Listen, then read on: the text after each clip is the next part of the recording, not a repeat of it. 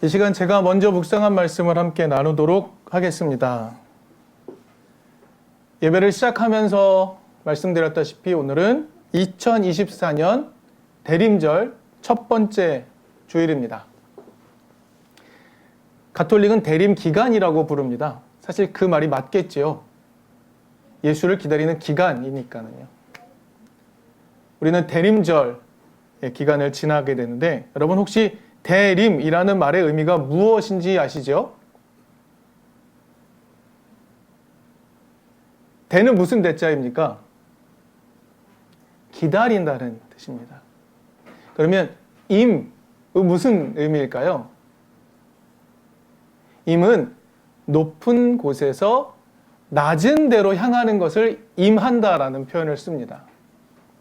그래서 대림이라는 말 그 자체는 높은 곳에서 낮은 곳으로 오는 것을 기다린다라는 의미가 되는 거죠. 자, 그런데 여기서 높은 곳에서 낮은 곳으로 오는 주체가 누구인지는 생략이 되어 있습니다. 그렇죠? 하지만 우리는 알고 있습니다. 우리는 그 주체가 누구인지 이미 알고 있습니다. 누구입니까? 예수 그리스도입니다. 우리가 오늘 기독인으로 살면서 예수를 기다린다고 말할 때, 우리는 예수가 이 땅에 다시 오실 때에는 완벽한 하나님 나라를 가져오실 것을 기다리는 것입니다. 다시 한번요. 우리가 예수를 기다린다고, 오늘 이 시간 기독인으로 살며 예수를 기다린다고 말할 때는 완벽한 하나님 나라를 가져오실 것이다. 그것을 더불어 기다리는 것입니다. 그러면 2000년 전에 이 땅에 오셨던 예수가 보여주셨던 하나님 나라는 어떤 것인가를 우리는 먼저 기억해내야 합니다. 그래야 예수가 다시 가지고 오실 하나님 나라를 기다릴 수 있기 때문에 그렇습니다. 여러분, 기다림이라는 행동이 갖고 있는 요소들이 있습니다. 기다린다는 것은요, 희망이 담보되어 있어야 합니다. 우리는 무언가 우리의 희망을 걸만한 것을 기다리고 있는 것이죠. 그리고 그것이 반드시 올 것이라는 믿음이라는 요소도 있어야 합니다. 그것을 관통하지 않고서는 기다림이라는 것의 의미를 찾을 수 없습니다. 우리가 하나님 나라가 이 땅 가운데 찾아올 것이라 믿지 않는데 어떻게 기다리겠습니까? 그 나라가 정말 행복한 나라라는 희망을 갖지 않고서 우리는 어떻게 기다릴 수 있겠습니까? 좋은 것이 온다는 것을 기다린다면 우리는 희망과 믿음을 반드시 관통하여 기다려야 할 것입니다. 지금 오늘 우리가 사는 세상, 기도해 주신 것처럼 매우 힘들고 어렵습니다. 그런데 그것을 넘어서는 세상이 올 것이다라는 희망, 그 세상이 반드시 올 것이라는 믿음이 없다면 기다림은 무의미한 것이 되겠죠. 그런데 이 기다림이라는 상황을 좀 자세히 살펴보면 한 가지 요소가 더 있습니다. 그것은 무엇일까요? 고통입니다. 고통이 매우 일반적인 상황입니다. 현실의 상황, 이 고통 그 자체인 존재들이야말로 강렬하게 하나님 나라를 믿고 희망하며 기다릴 것이기 때문에 그렇습니다. 고통을 통과하는 이들은 기다립니다. 더 나은 세상, 그것을 반드시 가져오실 그분을 기다리는 것이죠. 오늘 본문이 속한 히브리서를 받는 사람들의 상황도 고통이었습니다. 히브리서는요, 로마 네로 황제에 의해서 일어난 기독인들에 대한 박해, 유대인들에 대한 박해, 그러니까 한 차례 지나간 다음에 어느 정도 평화의 기간이 있었습니다. 그런데 도미시안이라는 황제가 새롭게 등장해서 다시 박해가 시작된 시기를 살아가는 기독인들에게 전해진 서신입니다. 생각해 보십시오. 예수님 승천하실 때 천사들이 이렇게 말했죠. 너희가 본 모습 그대로 돌아오실 것이다. 그러니 사람들은 예수님 다시 오실 것, 이게 곧 일어날 일이라고 기대했습니다. 그런데 예수님이 오시지 않는 것입니다. 시간이 지나도 예수님 다시 오심이 지연되는 것이죠. 빨리 오실 줄 알았는데 예수님이 다시 오시는 재림이 늦어지고 있는 이 상황 가운데 기독인으로 살아가는 사람들에게 전해진 말씀이 바로 히브리서입니다. 이렇게 이야기하죠. 지연된 종말. 지연된 종말을 살아가고 있는 기독인은 오늘의 삶이 어떠해야 하는가를 말해주는 것이 히브리서이고 오늘 본문이라고 말할 수 있습니다. 자, 예수님의 다시 오심이 신속히 이루어지지 않는다는 걸 이렇게 깨달았습니다. 그럼 중요한 것은 무엇일까요? 이 지연된 기간 동안 어떤 자세로 이 고통의 시기를 통과해야 하는가, 이걸 확인해야 하는 것입니다. 그래서 오늘 이 말씀은요, 고통의 시기를 살아가고 있지만 여전히 지연되고 있는 예수 다시 오심을 기다리는 오늘 우리의 삶에도 똑같이 적용해 볼 수 있습니다. 이제 오늘 본문의 말씀을 좀 먼저 살펴보도록 하겠습니다. 오늘 1절을 보니까 저자는요, 이렇게 말합니다. 서로 사랑하기를 지속하라고 말합니다. 서로 사랑하기를 계속하십시오. 이렇게 말합니다. 고통은 기본값입니다. 고통이 있습니다. 하지만 하나님 나라를 믿고 그것을 희망하며 살아가는 사람들의 삶의 태도는 사랑이라는 총론적인 입장에서 먼저 설명을 합니다. 그리고 좀 더 상세하게 상황을 설명하면서 이야기를 하죠. 그러면서 두 가지 이야기를 꺼냅니다. 나그네를 환대함, 학대받는 사람들을 생각함을 말합니다. 저자가 두 가지로 이야기했지만 사실 이 둘은 하나로 긴밀하게 연결되어 있습니다. 히브리서는 말씀드렸다시피 도미시안 박해 시대 때 고통당하고 있는 기독인들, 지연된 종말을 살아가고 있는 기독인들에게 전해진 서신입니다. 로마와 소아시아에서 박해를 받고 있는 기독인들을 위해 기록된 서신입니다. 도미시안 황제는요, 좀 독특한 일을 했습니다. 자신을 매우 신격화시킨 것이죠. 그래서 로마 전역에 다양한 형상을 만들어 세우고 우상을 숭배하도록 강요합니다. 근데 특별히 중요한 사건이 하나 있었습니다. 유대인들은요, 매년 예루살렘에 헌금을 보냈습니다. 성전세 보내는 것이죠.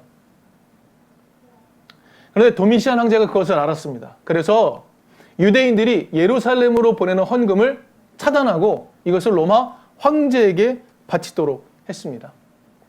이 사건들이 유대인들을 자극했겠죠. 유대인들은 심하게 반발을 했습니다. 그래서 도미시안 황제는 무엇을 했습니까?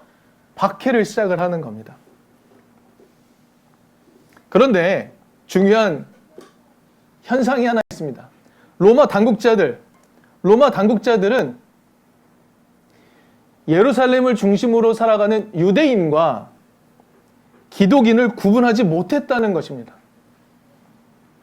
이유가 있었습니다. 당시 예수 그리스도를 따르기 위해 기독인이 된 사람들은요, 유대인들을 통해서 예수가 전해졌기 때문에 유대인들의 풍습을 잘 알게 되었습니다. 그래서 이방 기독인들은요, 유대인의 풍습을 잘 따르기 시작을 했었습니다. 그 결과가 로마 당국에게 오해를 불러일으켰던 것이죠. 로마 당국들은요, 기독교인들을 유대교와 같은 종파로 간주하게 되었고, 그래서 더 심하게 박해를 하게 되었다는 것입니다. 여러분, 히브리서를 꼼꼼히 살펴보시면 구약 이야기가 굉장히 많이 나옵니다. 그래서 학자들은 히브리서는 유대인들에게 전해진 것이야 라고 생각을 했죠. 그러나 많은 연구 결과는 무엇이냐면 유대인뿐만이 아니라 유대인의 풍습에 익숙해진 이방인들, 그리스도인들 모두에게 전달된 서신이다라고 연구 결과를 내고 있습니다. 당시 이방 기독인들은요, 그렇게 구약 성경에도 익숙했던 것이 사실입니다. 그러면 구약에 나오는 내용 하나 살펴볼까요? 출애굽기 22장 21절에는 이런 내용이 나옵니다. 십계명을 주신 다음이죠. 그것에 대한 해설 중에 이런 내용이 나옵니다. 너희는 너희에게 몸 붙여 사는 나그네를 학대하거나 억압해서는 안 된다. 너희도 이집트 땅에서 몸 붙여 살던 나그네였다. 라는 하나님 명령을 알려줍니다. 여러분, 이 명령은 매우 획기적인 것이죠. 너희가 학대받았던 때를 기억해내라.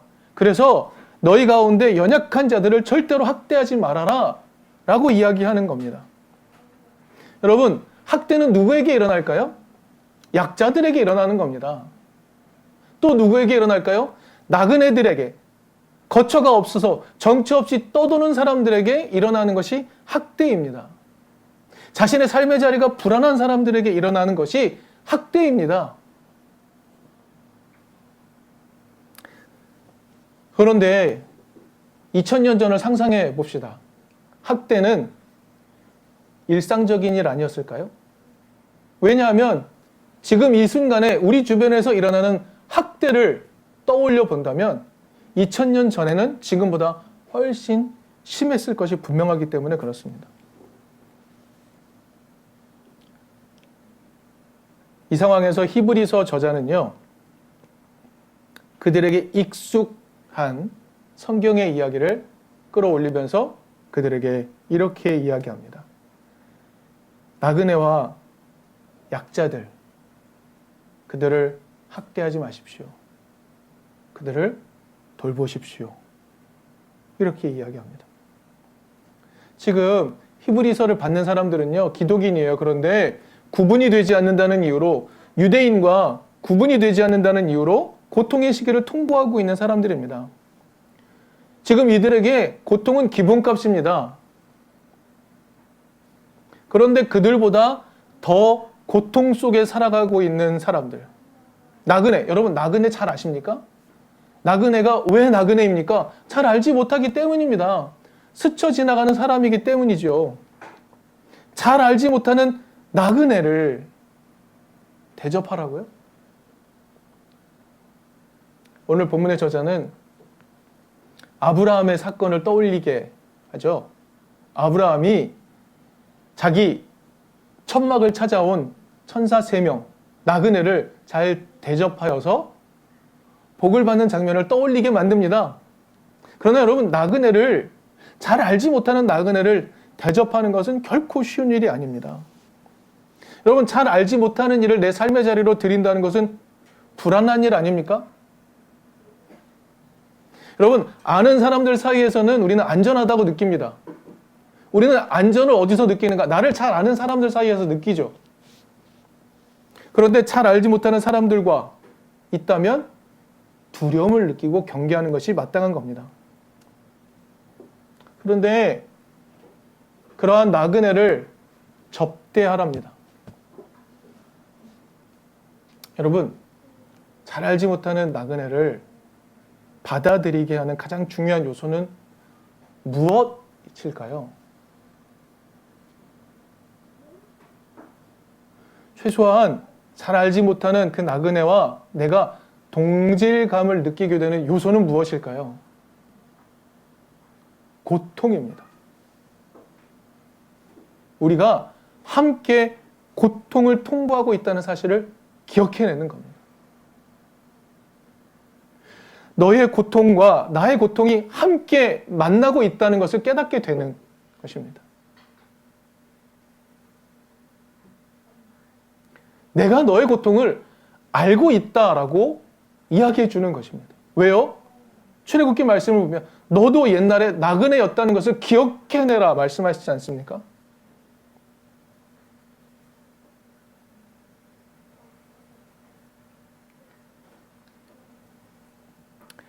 요즘 우리 일상에서 쉽게 볼 수 있는 장면이 있습니다.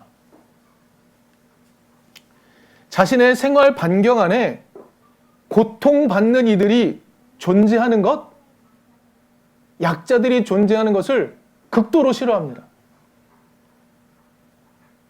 내 삶의 반경 안에 고통받는 자라고 약자라고 낙인 찍힌 사람들이 주변에 살아가는 것을 극도로 싫어합니다. 벌써 7년 전 이야기인데요. 지적장애 아이들을 위한 학교, 특수학교가 설립되려고 할 때 혐오시설이라고 사람들이 반대를 했죠. 그때 지적장애 아동을 둔 부모들이 무릎을 꿇었던 장면이 있습니다. 지금은 그 학교가 완공이 되어서 정말 건축상까지 받으면서 혐오시설이 아니라 주변과 잘 조화되는 시설로 받아들여지고 있는데 그때 얼마나 반대했는지 우리는 잘 알고 있습니다. 부모들이 무릎을 꿇어가며 눈물을 흘려가며 아이들을 위한 학교를 짓게 해달라고 호소했던 장면 떠오릅니다. 이런 비슷한 장면이 또 얼마 전에도 있었습니다. 안산에 4.16 생명안전공원 건립을 위한 주민 설명회를 하는 자리에서 그것을 반대하는 사람들이 그 자리에 찾아와서 여전히 고통을 겪고 있는 유가족들을 향해 혐오 발언을 쏟아내고 난동을 부렸던 사건이 뉴스에 소개됐습니다. 이 모습이 일상적인 모습입니다. 여러분, 우리 주변에서 고통당하는 사람을 찾아내는 것은 그렇게 쉽지 않습니다. 왜냐하면 자꾸 숨기기 때문입니다. 이태원에서 삶을 마감한 사람들을 위해 그들의 삶을 기억하자고 하는 빈소는 자꾸 숨겨집니다. 세월호 가족들의 그들의 이야기를 들려주고자 하는 그 자리는 자꾸 숨겨집니다. 고통을 숨깁니다. 그리고 우리는 안전하다고 이야기합니다. 고통당하는 사람들은 숨겨버리고 보이지 않는 자로 만들어버리고 우리의 삶은 좋은 삶이라고 선전합니다. 왜냐하면 고통받는 존재가 자신들이 누리는 이권, 존엄, 평화, 안전을 해친다고 믿기 때문에 그렇습니다. 이 행동은 권력자들에 의해서만 일어나는 게 아니라 우리 안에서도 일어납니다. 성폭력 피해자를 그 가족들은 감추고 싶어 합니다. 전염병 환자라도 등장하려 치면 숨기기 바쁩니다. 재난을 당했다라는 이유로 그들은 숨겨져야 하고요. 외국인 노동자라는 이유로 숨겨져야 합니다. 그런 존재들이 내 주변에 없어야 내가 안전하다고 믿습니다. 그러나 오늘 본문은 이런 상황과는 정반대 모습을 이야기합니다. 지금 이 순간 고통을 당하고 있는 잘 알지 못하는 이들을 받아들여서 함께 대접하며 살아가라고 이야기합니다. 이러한 모습이 예수 다시 오심을 기다리는 모습, 지연된 종말을 기다리는 모습이라고 말해주고 있는 것입니다. 여러분, 하나님이 예수를 이 땅에 보내신 이유가 무엇일까요? 하나님이 이 세상의 모든 고통을 제거하기 위해 예수를 보내신 것이 아닙니다. 이 땅에 있는 모든 고통을 제거하기 위해 예수를 보내신 것이 아니란 말입니다. 오히려 예수는 스스로 고통당하는 삶의 자리로 뛰어들었습니다. 예수가 보여준 행동은 어떤 거냐면요, 고통당하고 있는 그들의 삶이 위로받을 자격이 있다라는 것을 보여준 사건이었죠. 누군가가 고통을 받는다 하면 그 사람은 곧바로 저주의 아이콘이 되는 세상 아닙니까? 누가 고통을 받는다 치면 그 사람은 곧바로 저주의 아이콘이 됩니다. 아유, 제가 무슨 죄를 저질렀는지, 무슨 잘못을 해서 저 벌을 받는지. 사람들은 곧바로 고통을 저주의 아이콘으로 연결시켜 버립니다. 그러나 예수는 고통받는 자의 삶의 자리로 들어가 너는 위로받을 자격이 있어 라고 이야기해 줍니다. 요한복음 9장에 그 장면이 나오죠. 예수의 제자들이 날 때부터 눈먼 사람을 보면서 이렇게 말합니다. 주님, 이 사람이 눈먼 것이 누구의 죄 때문입니까? 이 사람 죄 때문입니까? 아버지 죄 때문입니까? 묻습니다. 고통이 죄 때문에 받은 저주, 고통을 당하는 사람은 저주의 아이콘이라는 인식을 갖고 있는 것이죠. 근데 예수가 말합니다. 그 존재의 모습 그대로 하나님의 영광을 드러내기 위함이다. 그렇게 말씀하십니다. 예수는요, 사회적으로 고통당하는 존재를요, 거리낌 없이 받아들이셨습니다. 예수는 약자들을 찾아갔고 약자들을 만졌고 약자들과 함께 식사했습니다. 그것이 예수의 모습이었고 예수를 통해 나타난 하나님의 모습이었다는 말입니다. 지금 히브리서 저자는 예수의 모습을 기억해내고 떠올리도록 요청하고 있는 것이죠. 지연된 종말을 살아가고 있는, 고통을 기본값으로 살아가고 있는 이들에게 예수의 사건을 다시금 떠올리라고 가르치고 있는 것입니다. 여러분, 우리는요, 기독신앙을 갖는다는 것을 안전을 보증받는 것, 안전을 보장받는 것이라고 생각할 때가 종종 있습니다. 예수 믿으면 나는 잘 될 거야. 예수 믿으면 나는 안전할 거야. 예수 믿으면 나의 고통이 사라질 거야. 라고 생각할 때가 있습니다. 그러나 여러분, 안전을 보증받는 것을 바라는 태도는요, 진정한 의미에서 신앙이라고 말할 수 없습니다. 왜냐하면 기독신앙은 예수의 길을 따르는 것이기 때문이죠. 예수는 어떻게 하셨습니까? 불안한 세계, 고통의 세계를 걸어가고 있는 사람들과 함께하기 위해 그들의 삶으로 뛰어드는 것 아닙니까?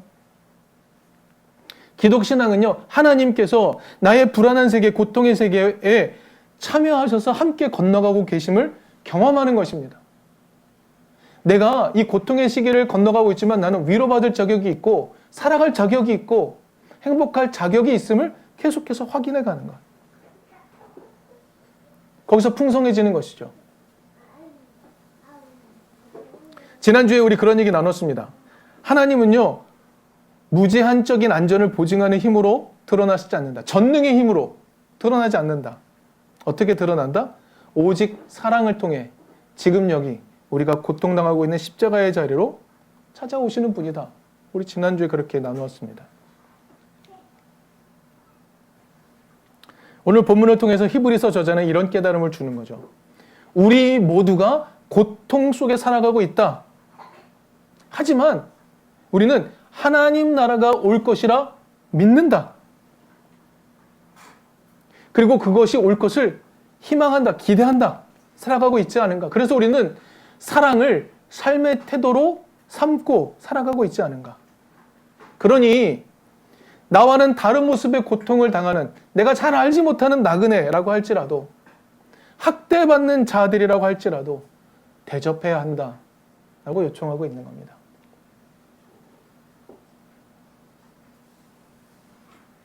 예수는 그렇게 하기 위해 이 땅에 오셨고 그 모습을 충실히 보여주셨습니다. 그리고 이제 2000년이 지난 오늘 그런 삶을 보여주셨던 예수께서 다시 오시기를 기대하며 기다리는 우리도 그런 모습으로 살아가려고 합니다.